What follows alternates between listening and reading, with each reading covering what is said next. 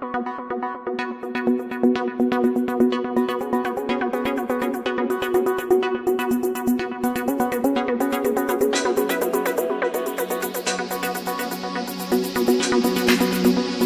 होता है झूठ। कहते हैं कि झूठ के पाँव नहीं होते। एक सिर्फ पाँव नहीं बल्कि इसका तो कोई भी अज़ू नहीं होता, सिर्फ और सिर्फ जबान होती है जो बड़ी ढिठाई के साथ चलती है और चलती ही जाती है। बेशर्मी से कह लें कि चलती है। और अगर इसे हुक्मरानों की थपकी मिल जाए तो झूठ का प्रचार करने का धंधा भी मिल जाता है। कोई प्लेटफॉर्म अगर मिल जाए तो फिर झूठ के नए रिकॉर्ड बनते हैं। मासूम और सीधे साधे लोगों को वर्गलाया जाता है, जहनों को नफरत का सबक पढ़ाया जाता है सोची समझी साजिश के तहत। मजहब की बुनियाद पर, कौमियत की बुनियाद पर एक दूसरे से लड़ाया जाता है। धड़ल्ले से झूठ बोलकर सच को छुपाया भी जाता है। और भारत में ये काम एक नाम नेहाद सहाफ़ी बल्कि हुकूमत का पालतू कह लें, वो बड़े जोरों शोर से करता है और उसको शर्म भी नहीं आती और ये करता चला आ रहा है वो पालतू ये काम। लेकिन आखिर ये काम कब तक चलता? आखिर तो सच सामने आना ही था। और अब ये जो मोदी का पालतू है ये अपना मुंह छुपाता फिर रहा है। मैं बात कर रही हूँ झूठों के सरदार और सहाफत के नाम पर एक धब्बा अर्नब गोस्वामी की, जिसके काले करतूत कह लें कि एक एक करके अब दुनिया के सामने आ रहे हैं। लेकिन अब की बार सामने आने वाला जो झूठ है उसने मोदी सरकार और भारतीय मीडिया को एक्सपोज करके रख दिया, इनके गठजोड़ को बेनकाब करके रख दिया। अर्नब गोस्वामी के लीक होने वाले जो व्हाट्सएप पैगामात हैं उन्होंने नाज़रीन ये बात साबित कर दी है कि ये मोदी का पालतू है, आरएसएस का गुंडा है, सहाफत के नाम पर एक धब्बा है। भारतीय पुलिस मीडिया रेटिंग में इसकी 2 नंबरी की तहकीकात कर रही थी। अब जिसके दौरान ये इंकशाफ क्या हुआ कि पुलवामा हमला एक ड्रामा था जिसके बारे में अर्नब को पहले से पता था।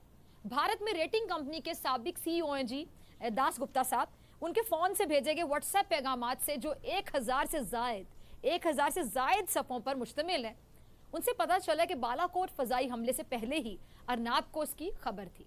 अब इन पैगामात में 23 फरवरी 2019 को अर्नब ने दास गुप्ता को बताया कि कुछ बड़ा होने वाला है, कुछ बड़ा। जब दास गुप्ता ने पूछा कि क्या ये दाऊद के बारे में कुछ है, दाऊद यानी दाऊद इब्राहिम के बारे में कोई खबर है, तो अर्नब ने जवाब दिया नहीं जनाब, पाकिस्तान इस बार कुछ खास होगा। जब दास गुप्ता ने मजीद पूछा कि आया ये हमला होगा या उससे बड़ा कुछ होगा, तो अर्नब ने जवाब दिया कि आम हमले से बड़ा होगा और कश्मीर पर भी कुछ बड़ा होगा। पाकिस्तान के बारे में पैगाम में कहा गया कि हुकूमत को एतमाद है कि इस कार्रवाई से भारत ही खुश हो जाएंगे और मोदी भी इलेक्शन जीत जाएगा। और जब पुलवामा में हमला हो गया, मोदी ने इलेक्शन जीतने के चक्कर में 40 भारतीय फौजियों को मरवा दिया, तो फिर मोदी के इस पालतू ने पैगाम भेजा कि हम जीत गए, 40 भारतीय फौजी मारे गए। और ये मोहब्बत का जो दावा करता है भारत से मोहब्बत का दावा करने वाला शख्स जश्न मना रहा था। क्या कहूं इस पर, लानत बेशुमार, ऐसी 2 नंबरी पर लानत, इंतखाबात में ऐसी कामयाबी पे लानत। ऐसे जीतने से बेहतर है कि तुम हार जाते नरेंद्र मोदी, जिसके लिए मोदी सरकार ने अपने ही फौजियों की बलि चढ़ा दी, अपने लोगों को मार के जश्न मनाया जा रहा है। लानत ऐसी कामयाबी पर। और इस पालतू की मदद से ये जो भारत का ये नरेंद्र मोदी का गोदी मीडिया, इसको गोदी लिया हुआ नरेंद्र मोदी ने, गोदी मीडिया पर झूठा प्रोपेगेंडा करके 1 अरब 25 करोड़ भारतीयों को बेवकूफ बनाया गया। लेकिन हाथ क्या आया, क्या मिला? कुछ भी नहीं, कालक मली गई। सर्टिफाइड झूठे अपने ही फौजियों के, अपनी सेना के कातिल साबित हो गए और सच सामने आ गया। पाकिस्तान तो पहले दिन से कहता आ रहा था कि पुलवामा हमला एक ड्रामा है। और वज़ीर-ए-आज़म इमरान खान साहब का क्या कहना था इस हवाले से, जरा क्लिप होगा टीम चलाइएगा। पाकिस्तान के प्राइम मिनिस्टर इमरान खान साहब ने अर्नब गोस्वामी के पैगाम लीक होने से बहुत पहले दुनिया को ये वाज़े बता दिया था कि पुलवामा हमला सिर्फ एक ड्रामा था। और आज भी जो पाकिस्तान के वज़ीर-ए-आज़म है उनका कहना बिल्कुल दुरुस्त है कि मोदी और उसका जो गोदी लिया हुआ मीडिया है, उसका जो गठजोड़ है, ये जोहरी सलाहियत वाले खित्ते को ऐसे झगड़े की तरफ ला रहा है जिसका बोझ ये जो खित्ता है ये कभी भी उठा नहीं सकेगा, इस बोझ को बर्दाश्त नहीं कर सकेगा, बल्कि दुनिया पर भी ये बहुत भारी पड़ सकता है बोझ। और वज़ीर-ए-आज़म साहब, सलाम है आपकी दूरअंदेशी को कि आपने पाकिस्तानी रियासत ने पुलवामा के बाद बालाकोट हमले पर भी जिम्मेदाराना बल्कि नपा तुला जवाब देकर एक बड़े बहरान को टाला।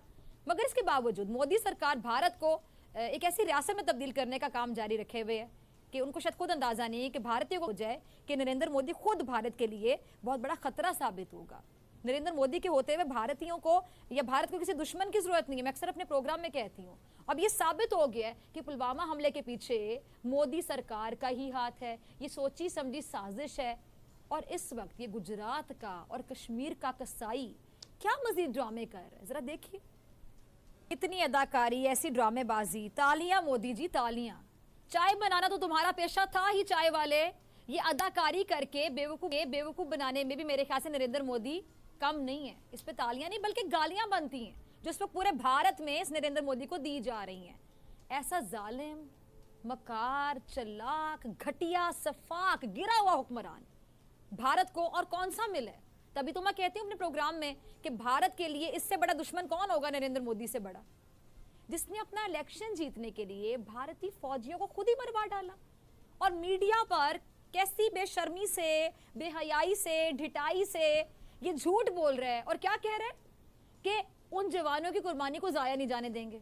दहशतगर्द कहीं भी छुपने की कोशिश करें, उन्हें छोड़ा नहीं जाएगा ना, तो ना छोड़ो फिर खुद को, क्योंकि तुम्हारी अपनी साजिश है ये, दुनिया को समझ आ गई है, एक्सपोज हो गए हो तुम, बेनकाब हो गए हो तुम। सिक्योरिटी फोर्सेस को खुली छूट दे दी गई। क्या कहता है ये, मैं आपको बताती हूँ नाज़रीन। पुलवामा में भारतीय ड्रामे का फायदा जरा सोचिए किस किस ने उठाया इस लाइन में। सबसे पहले कौन है, ये नरेंद्र मोदी, ये घटिया शख्स, ये गिरा हुआ शख्स सबसे पहले ये खड़ा लाइन में, जिसने इस ड्रामे के सर पर अपना इलेक्शन जीता, क्योंकि इसकी परफॉर्मेंस तो थी नहीं, इसको एतमाद तो ना था नहीं खुद पर, इसलिए इस तरह की घटिया हरकतें करके इसने इलेक्शन जीता। और दूसरे नंबर पे किसको फायदा, बिपिन रावत, जिसने अपनी तरक्की के लिए अपने भारतीय फौजियों का खून बेचा। मोदी की सियासी कामयाबी के लिए भारतीय फौज का कंधा इस्तेमाल होने दिया। अब ये खेल बेनकाब हो गया है, तो अब भारतीय इसका जवाब भी लेंगे, छोड़ेंगे तो नहीं इसे। और हाँ, ये जो पुलवामा ड्रामे के बाद ये कह रहा था कि पुलवामा हमले का जवाब कहाँ देना है और कैसे देना है, इसका फैसला भारतीय सेना, भारतीय फौज करेगी, तो ये भी सुन लो फिर कि तुम्हारी जो बुजदिली है और तुम्हारे कूतों की वजह से भारतीय फजाइया के साथ भी क्या हुआ है तुम्हें नजर आ रहा है। पाकिस्तान के शाहीनों ने तुम्हारी ड्रामेबाजियों का कैसे इलाज किया। पाक फजाइया के कारनामे का जरा एक क्लिप देखिएगा नाज़रीन।